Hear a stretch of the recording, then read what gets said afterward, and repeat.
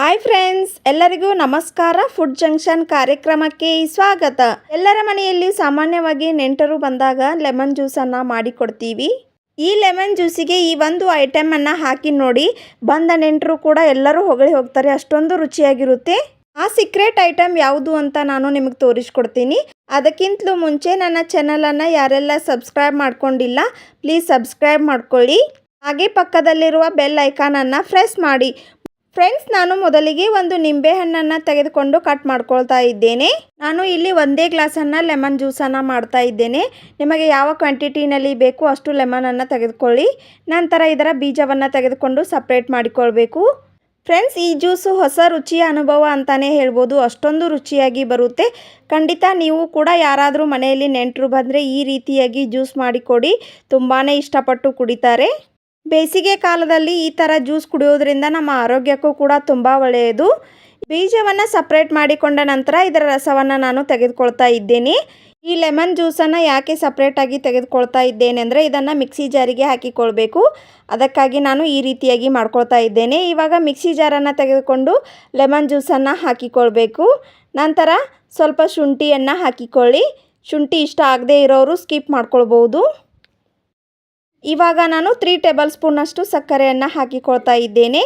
ನಾನು ಇಲ್ಲಿ ಒಂದೇ ಗ್ಲಾಸ್ನಷ್ಟು ಮಾಡಿಕೊಳ್ಳೋದ್ರಿಂದ 3 ಟೇಬಲ್ ಸ್ಪೂನಷ್ಟು ಹಾಕಿಕೊಳ್ತಾ ಇದ್ದೇನೆ. ನಿಮಗೆ ಜಾಸ್ತಿ ಕ್ವಾಂಟಿಟಿನಲ್ಲಿ ಬೇಕಾದರೆ ನೋಡ್ಕೊಂಡು ಹಾಕಿಕೊಳ್ಬೋದು. ಇವಾಗ ಚಿಟಿಕೆ ಉಪ್ಪನ್ನು ಸೇರಿಸಿಕೊಳ್ಳಿ. ಫ್ರೆಂಡ್ಸ್, ನಾನು ಆಗಲೇ ಹೇಳಿರುವ ಹಾಗೆ ಆ ಸೀಕ್ರೆಟ್ ಐಟಮ್ ಏನಂದರೆ ಇವಾಗ ತೋರಿಸ್ತೀನಿ ನೋಡಿ. ಈ ಲೆಮನ್ ಜ್ಯೂಸಿಗೆ ಈ ಐಟಮನ್ನು ಹಾಕಿ ಮಾಡೋದ್ರಿಂದ ತುಂಬಾ ಸಖತ್ತಾಗಿ ಬರುತ್ತೆ ನೋಡಿ. ಇವಾಗ ನಾನು ಗೋಡಂಬಿಯನ್ನು ನೀರಿನಲ್ಲಿ ನೆನೆಸಿಟ್ಕೊಂಡಿದ್ದೇನೆ. ಇದನ್ನು ಹಾಕಿ ಮಾಡೋದ್ರಿಂದ ಜ್ಯೂಸಿನ ಫ್ಲೇವರ್ ಆಗಿರ್ಬೋದು, ರುಚಿಯಾಗಿರ್ಬೋದು, ತುಂಬಾ ಸಖತ್ತಾಗಿ ಟೇಸ್ಟ್ ಕೊಡುತ್ತೆ. ಫ್ರೆಂಡ್ಸ್, ಯಾರಾದರೂ ನೆಂಟರು ಬಂದಾಗ ಅರ್ಜೆಂಟಾಗಿ ನೀವು ಮಾಡ್ಕೊಳ್ಬೇಕಂದ್ರೆ ಗೋಡಂಬಿ ನೆನೆಸಿಟ್ಟಿಲ್ಲ ಅಂದರೆ ಹಾಗೆ ಕೂಡ ಹಾಕಿಕೊಳ್ಬೋದು. ಇವಾಗ ನಾನು ಒಂದು ಏಲಕ್ಕಿಯನ್ನು ಹಾಕಿಕೊಳ್ತಾ ಇದ್ದೇನೆ. ನಂತರ ಇದನ್ನು ಚೆನ್ನಾಗಿ ಗ್ರೈಂಡ್ ಮಾಡಿಕೊಳ್ಳಿ ನೋಡಿ. ಇವಾಗ ನಾನು ತೋರಿಸ್ತಾ ಇದ್ದೇನೆ, ಈ ರೀತಿಯಾಗಿ ಗ್ರೈಂಡ್ ಮಾಡ್ಕೊಂಡಿದ್ದೇನೆ.